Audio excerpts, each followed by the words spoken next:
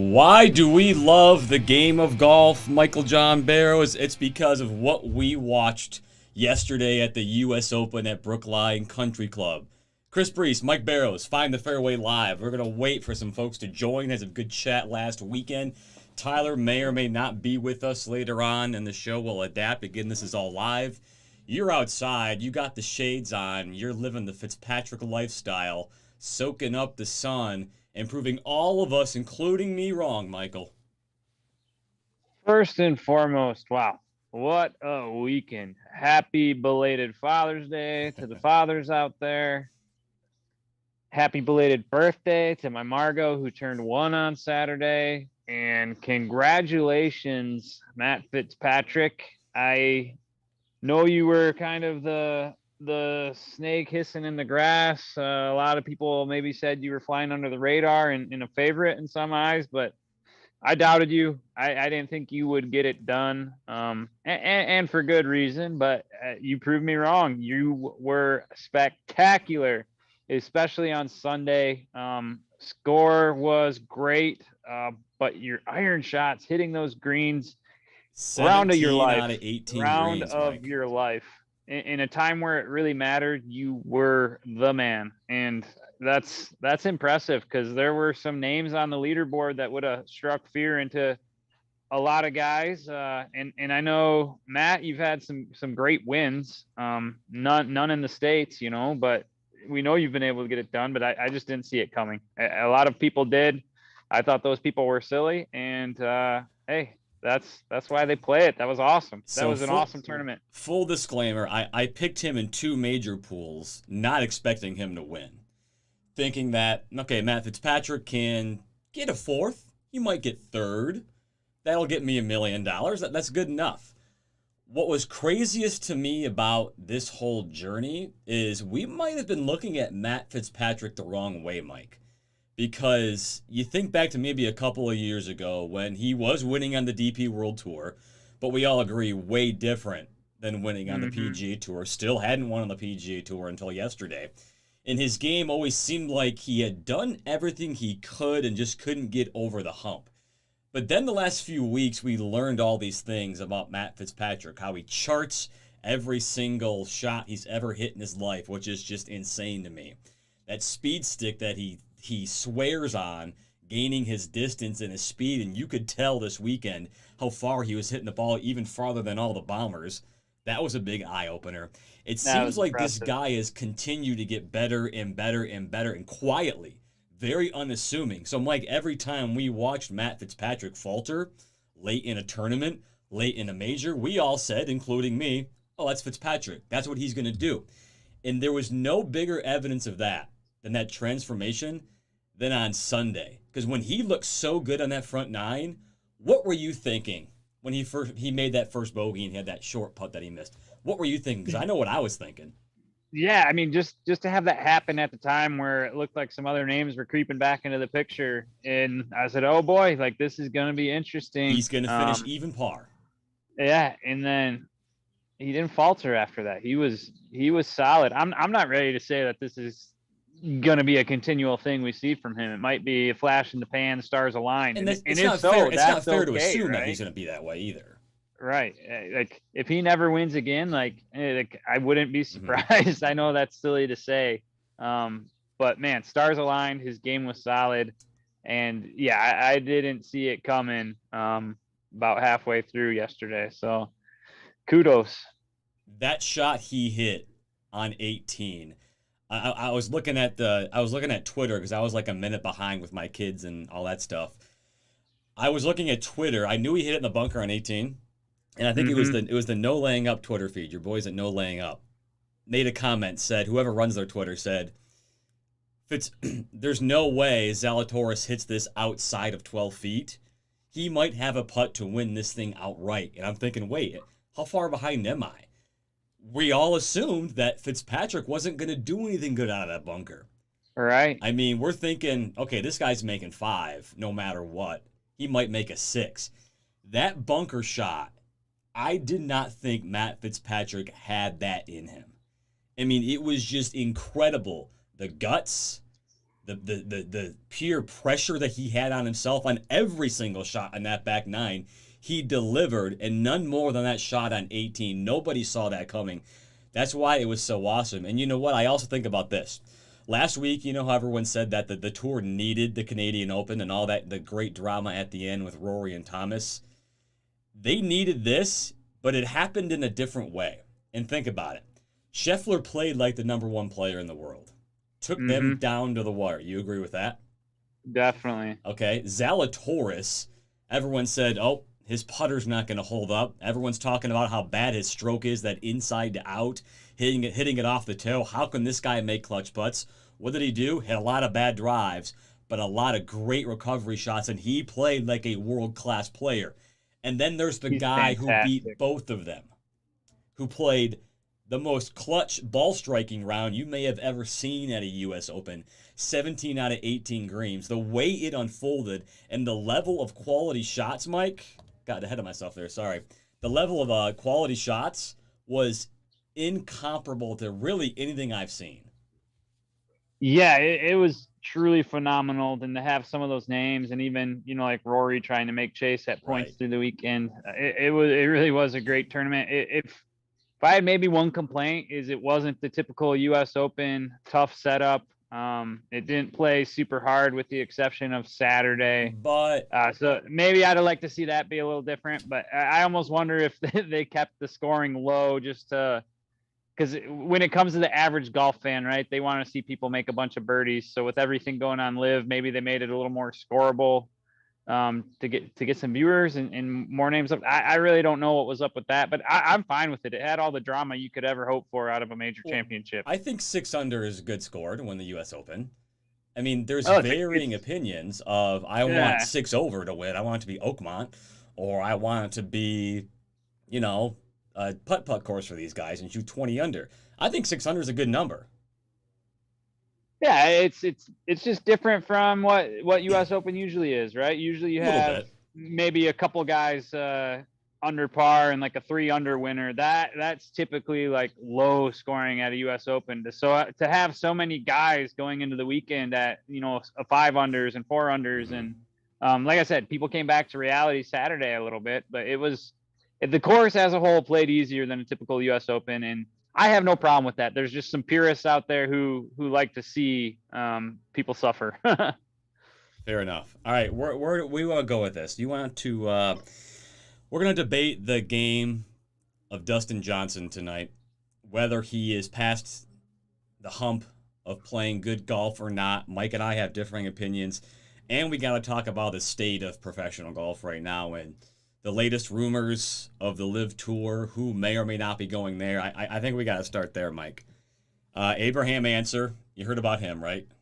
Yeah, has that been confirmed? I know it's speculation, no announcements. No announcements, but I don't want to speak for anybody, but so maybe we can just leave that as it is. Abraham Answer, just so everyone knows, is basically been unconfirmed that everyone's saying that he's going to LIV. Now, the stuff you saw on social media, I'm sorry, but when you hear, Xander's going and Morikawa's going and Hovland's going, that's all scuttlebutt.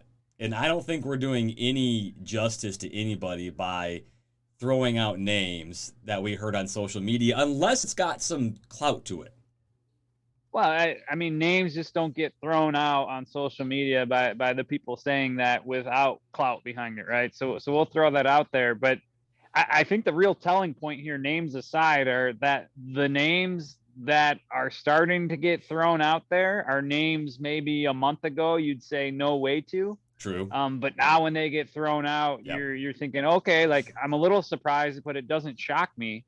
And I think that really says that LIV is going to be a threat to what the PGA Tour is and how they're going to have to react. And it's starting to look more like the conversation we had a couple of weeks ago where, okay, these top 20 players in the world, some are going to jump and it's going to be a viable product with LIV Golf, and PGA Tour is maybe going to lose some names. I'm not sure if it happened today, but there was released yesterday that Greg Norman said that LIV was applying to get the WGR points. So that further, will reinforce players going there. And I think that there's a case there to be made by them that the 2-year process that they say you have to wait can be worked around, because they worked around it previously for the PGA Tour, like the Latino America or one of those tours, to get points earlier than the 2-year period. So, I mean, that's already been set that you can work around that. And if Saudi has money to expedite the process, I think OWGR, I'm not sure which entity officially runs that. It might be OWGR itself as an entity. I have no idea, but a lot of people we're finding out have a price. Maybe they have one as well to expedite it. I don't know if I agree with the product LIV putting out there as a good product. If you watched the Canadian Open and the U.S. Open and how anticlimactic LIV's first event was, and I get it, they want their field to be 10 times as good as what that was, 20 times as good as what that was. I'm still going to continue to have that mindset that the PGA Tour will not be threatened until these top names that all these guys we're seeing on top of the major leaderboard start going there. And we're going to talk about the answers of the world. Let's take Brooks Koepka's comments, for example. Let's just assume it was just Brooks Koepka being Brooks Koepka in that press conference, you know what I'm talking about, before the U.S. Open. Some people took in full clarity before we get into that. I mean, he is, even after the comments, he is still linked with leaving and going. So he is, and like, I don't know if this is just me justifying it myself.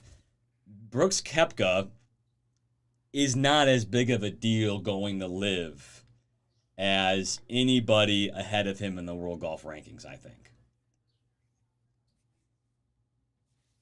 I think it is, in the sense that it gives validity to other folks going.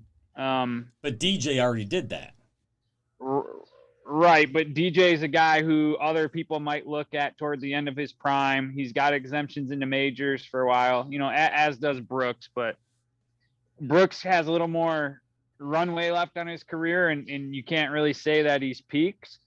Whereas DJ, like, he's had a tremendous career already, Hall of Famer, many, many wins, and a guy that I think he still has great golf ahead of him. And we'll probably get into that a little later, because I think we differ there a little bit. But I think, you know, the more people that make it commonplace, the more threatening it is to the people leaving the PGA to go to play there. And I just also want to clarify, I don't think the LIV product itself is great from a consumer viewer standpoint, but from a sense of players leaving, it's a great opportunity and product for them to go make a boatload of money and not have to play as demanding of a schedule, which is very enticing for a lot of folks who are willing to look around the fact of where that money is actually coming from.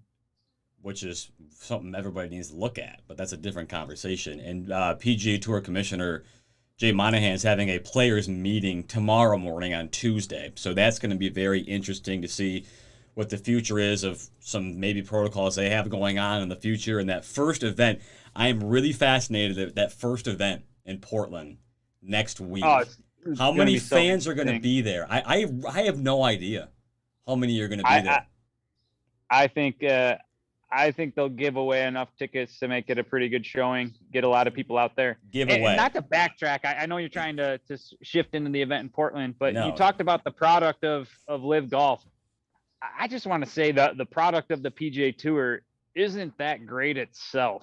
If you look purely at the product, the television coverage, the same format week in, week out, like it's not a fantastic product, right? So if you're starting from scratch in trying to come up with a professional golf purely product to be consumed by viewers, to quote unquote grow the game, I hate that. I'm not using it in the way that I hate it, but you're not going to start fresh and say, okay, every single week we're going to do 72 holes stroke play, end of story. Okay, let's close the book on it. Like that's a terrible product. And there's so much meaningless stuff that happens on the PGA Tour to try to put money in people's pockets and to appease sponsors, which I realize you have to do. But from a pure product of me, Michael Barrows, watching golf every single weekend, I do it because that's the product. But I don't think it's a great product in and of itself. And like, just take the TV coverage, for example. Like, shooting away when there's important stuff happening, not Well, setting the scene the for TV things. coverage. I mean, It's I a don't know huge who was problem, happy with right? the And that's NBC part of TV the coverage this product. week. And that's a huge part of the product that you're trying to package Yeah. up and give to folks. So, yeah, well, we don't know what the response is going to be from the tour, what they're going to adapt, and what some of the things that you're saying. Maybe they will change that. Maybe that will be something that they make a priority in the future, and maybe the competition is good.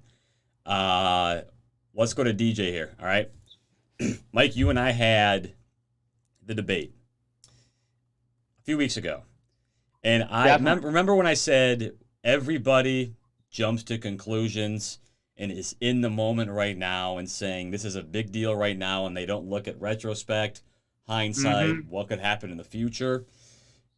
I acknowledge that I am doing that with Dustin Johnson right now, but I still, in my gut, in my heart of hearts, feel that Dustin Johnson is getting to the point where he is washed up. Now, what does that mean? That's why I have this graphic on here. Horrible take. That's why I have the graphic on here.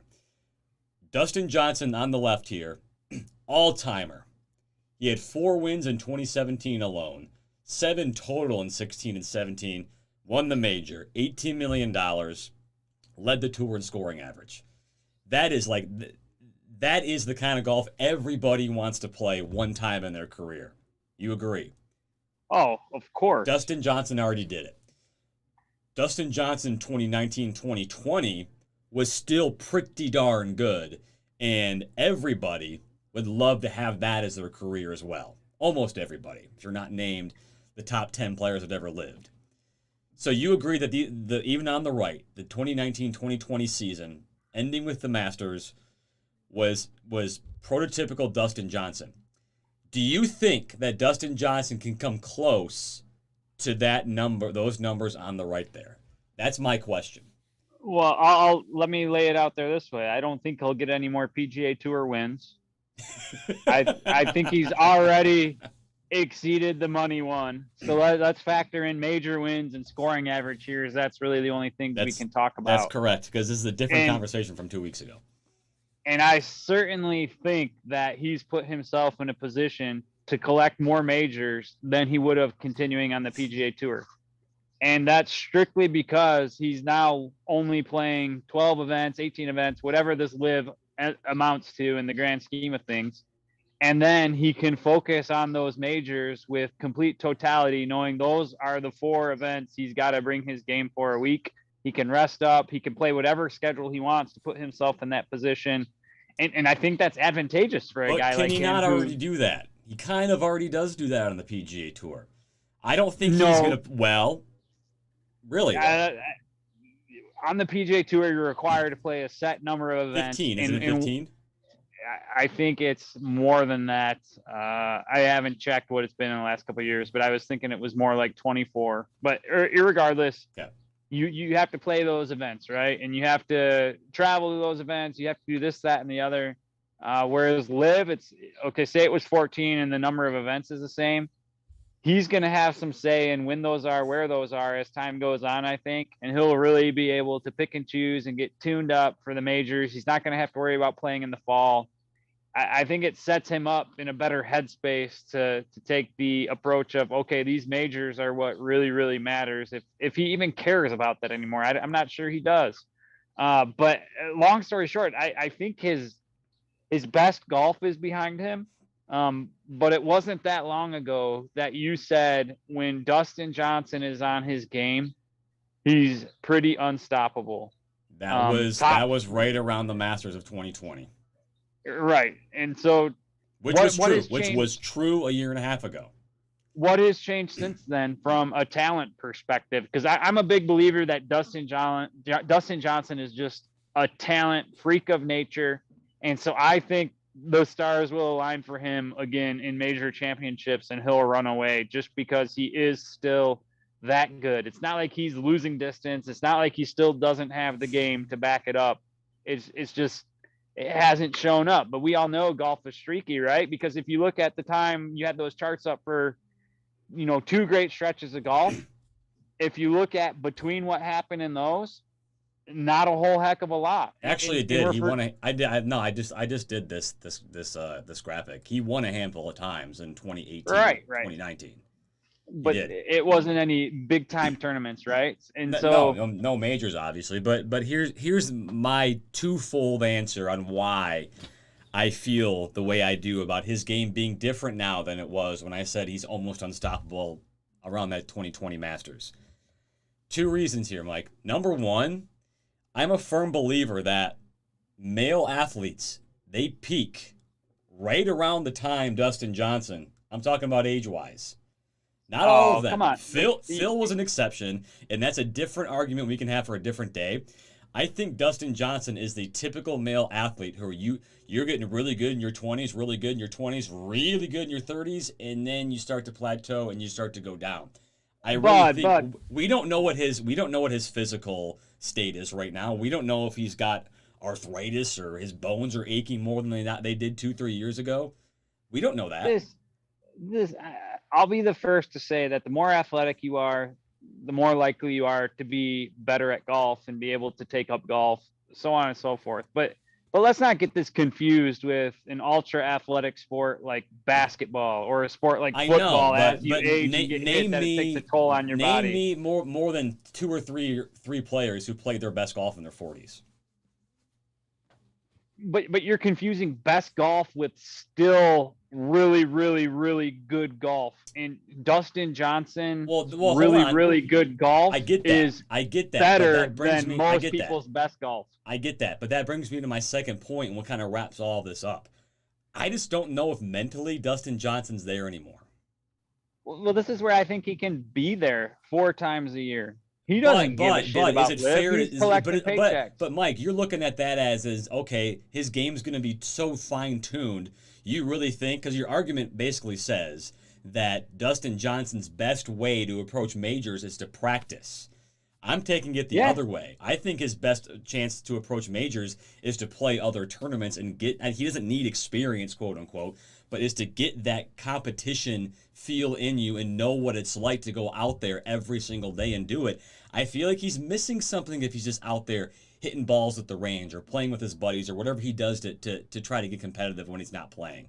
I just don't see it. I just don't see that being the best way for him to prepare for majors is to play once every month. I just don't see it. This is going to sound silly because obviously anyone at this level is a competitive person. But I think Dustin Johnson has done a great job in his career of mailing it in, showing up, missing the cut, going home, having a good time, right? Like golf's not his number one priority. Mm-hmm. Never has been. I don't anticipate it will be going forward. But that's why I think it's easy for him to have those 4 dates on his calendar, 4-month stretch. All right, this is where I'm going to turn it up. And then after that, check out for 6 months, turn it on for 2 months practicing. Like I think this is perfect for him and what he needs to be relevant in majors again. And I could be totally wrong. I don't know him. I'm just going based off my experience watching him and just kind of a hunch of what his personality really is like, right? Because he doesn't give you much of what his personality is when he interviews, or unless that is his personality, which he doesn't have one if that's the case. But to say he's washed up, he's past his prime, right? But his But that's not the argument. The argument's not is he past his prime. That's not fair to say because of how great his prime was. Right. I don't think the guy's going to win another major. Like heck no. I would be shocked if he is not relevant for the next 4 to 5 years, assuming he continues being able to play in them in at least 2 majors a year. And when I say relevant, I mean you have to have a chance to win on the back nine on Sunday. That's relevant. Yeah, right. I don't think we've seen the last from DJ. His game is far too good. The best part about this whole argument is it's really a complete clean slate for Dustin Johnson right now. Not only being on a new tour, but the very different opinions we have about the state of his game and where it could be. We have no clue what's going to happen. It's almost like it's all been wiped clean, and he could go in one direction and be completely irrelevant, or he could go in the other direction and win 2 or 3 more majors. And we really have no idea what that's going to be. I do firmly believe it's going to be what he wants to do in his mind. Does he No. does he really want to win more majors, or does he want to collect his hundreds of millions of dollars and sail off into the sunset? And that's the answer only he can give to everybody, is what's his mindset going to be when he actually wants to compete at majors. Yeah, it does all And come we don't down know. to desire. And the wild thing about it is after the Open next month, we're not going to have another checkpoint on DJ until another 8 April months. at the Masters. And that just Yep. that blows my mind. And that's like the ultimate bummer about LIV. Like, not that these guys get geared up for the fall events, but like just And that's why I worry about his the game. thought of like, yeah. And that's fair. But would you also agree though that his like C+ game is stronger than 80% of the guys with the PGA Tour cards A game? I think he's on his C- game right now. I think he's in the C's. Right. But you're an avid golfer. You know how golf ebbs and flows, and you can be on top of your game one day and You're a absolutely cold right. stretch for years, right? So I think he'll get at least one more stretch where he's on fire, and I think that will align with major championship season, and we haven't seen the last from him. That's my last take on DJ, and it's not a hot one for once. And my last take is this: I won't be surprised if that happens, but his mindset has to be right, and I just don't see it being there. That's why I feel the way I do. And Mike, we'll come back to that in about 8 years when Dustin Johnson's on the LIV Champions Tour, in 12 years on the LIV Champions Tour. Yeah. All right. No, I think LIV is the new senior tour. It basically is. I don't know. I have no idea what to think about this week, because have you looked at the past champions at the Travelers? Let me pull this up for you. Have you seen I got them? bugs crawling on me over. I haven't looked at it. I couldn't tell you who's won there last year before that. Let me look up this list for you. I know who I would pick to win this, though. Is he on this list? I do know that. He's on this list. Is his face looking at you right now, smiling? No, but that's a handsome mug. You're not going Rory, are you? Yesterday. Not going Rory. I kind of like Sam Burns. Sam's a great choice. Why not Sam Burns? But no, I'm going down further. You're going to Spieth. I already know what the answer is. I'm going to Spieth. This dude has been so tuned up the week after majors. Like 2017 champion, by the way, here. Yeah. Let me give you the last 10 champions here. Bubba Watson, Freddie Jacobson, Mark Leishman, Ken Duke, Kevin Streelman, Bubba Watson, Russell Knox, Jordan Spieth, Bubba Watson, Ches Reavie, Dustin Johnson, 2020, Harris English. Have you ever heard of a bigger melting pot of players than what I just named right there? Well, we can count Bubba, Dustin, and you hit one more on there that's not in the field, I can say with certainty. You're talking about...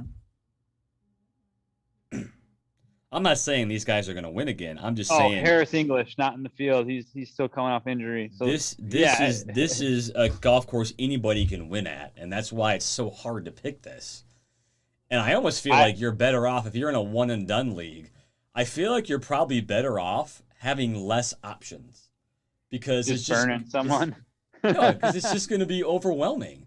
I mean, yeah. Well, be happy it comes later in the season, right? I mean, Scheffler could do what he's done all year and win another one, or he could just fade from last week and take the week off, maybe get some bad breaks, not be feeling it, not play very well, and maybe even miss the cut. Rory, God, we don't even know what to talk about with Rory. Justin Thomas is just so hit or miss. No idea what to think about him. Patrick Cantlay, so good. I picked Cantlay at the U.S. Open. Burns, I just feel like Burns is going to win again this year, just because I think it's going to be a really ironic storyline. Sam Burns versus Scottie Scheffler. I just have this feeling that Sam Burns is going to get another win, and it's going to make everybody talk about who's the player of the year. Now, he's got to win a major if he's going to pass Scottie. I just feel like Burns is going to win again. Definitely going to win again this year. Like there's no way around it. He'll at least put himself in position 5 to 6 more times, and history says he'll close out at least one of those, right? Like he's so great. Like, one of my favorite golfers out there. But I think you have to go with Jordan Spieth. He's done so well in these tournaments after major disappointments. Obviously he was sick last week, and I think that really hurt him. And Yeah, I no think one he'll really bounce talked back about that, strong, did they? right? He didn't help put himself in the conversation much at all. Michael Jordan's sick and has the flu game, but there was a handful of people sick. I almost wonder, what are those dudes doing that they're getting sick, right? Everyone gets sick, but there was plenty of people sick, and it's not really a time of year where there's. Anyways, I digress from that. I'm picking Jordan Spieth. I think he's disappointed coming off of his performance. He's probably feeling a little better. And his game is so great still. The way he's striking the irons, the way tee to green, he's been pretty solid. He's starting to get comfortable with the changes he's made, and I think he's only tuning up for a run at St. Andrews, and he'll start with the win here. I can't wait to get to St. Andrews, just because it's going to be what we saw from the last two majors. Don't include Scheffler running away at the Masters. I think DJ has a chance. I think that's a DJ golf course right there. If we're talking about DJ and majors, that's his chance. Tiger Woods. DeChambeau, don't say DeChambeau. At this point, you can't say DeChambeau. He was your pick last year, I know, but you can't say DeChambeau right now. Yeah, coming into the season, I saw St. Andrews, and I was like, oh, this is Bryson DeChambeau paradise. But obviously, a lot's happened since then with the injury, LIV golf distractions. Give Rory the win. Having a kid? Did I see he's having a kid, or am I making that up? DeChambeau? I don't want to start rumors. Anyways, not important. He's got way too much going on to even be a threat a month from now. But I think JT's a dude that could crush St. Andrews. Yeah. I think Brooks Koepka could get mentally right. I do too. Really focus in on that. I'm already set to pick Koepka as one of my 4 for the Open Championship because. And then obviously Scheffler's on his game. You have to include Zalatoris because he'll finish second, right? That's just what he does. Yeah. Man, I'm pumped. Bring on Open Championship already. I'm willing to waste a month of summer and just let that disappear just to have it in front of me. We'll bypass. But I'll be patient. I'll be patient. We'll bypass the month of summer. You don't need patience. Screw patience. You work on your backyard because your backyard's fantastic. I think everybody in the world should just be jealous of Mike Barrow's backyard in Bay City, Michigan. I gotta grow some grass back here. We had a nice patio renovation, but the skid steer tore my stuff up. So if you've ever tried to grow grass when it's the heat of summer, it's an impossible task. So I'm just trying to get a little something back here so I can oversee it in the fall and I'm showing everybody. And really get it. Oh, we like your water. We like your water it's table. Rough, there. Man. Oh yeah, that's the water table. What is that back there? By the way? That's Lucy's. Whoa, how far back are you? I can't see because of the glare. I think that's the fire pit area we put back in last year. So that's a good hang spot. I'm in a good hang spot. Another good hang spot over there. Rebecca's been after me to get the hammock out, so probably do that tomorrow. But life's good here, man. I can't complain. We had a heck of a weekend with the birthday and Father's Day. Got the TV out on the patio yesterday to watch the Open out here. It was good, man. Everyone's welcome. Come to Bay City, chill. Open Championship party. I'll throw it out there right now. Yep, and open bar too at Mike Barrow's house. Yeah, I'll always have a cooler for you. We'll give everybody your address next week. How's that sound? Father's Day is over. Get back to work. Finish that juice for us, man. I'm jealous. See ya.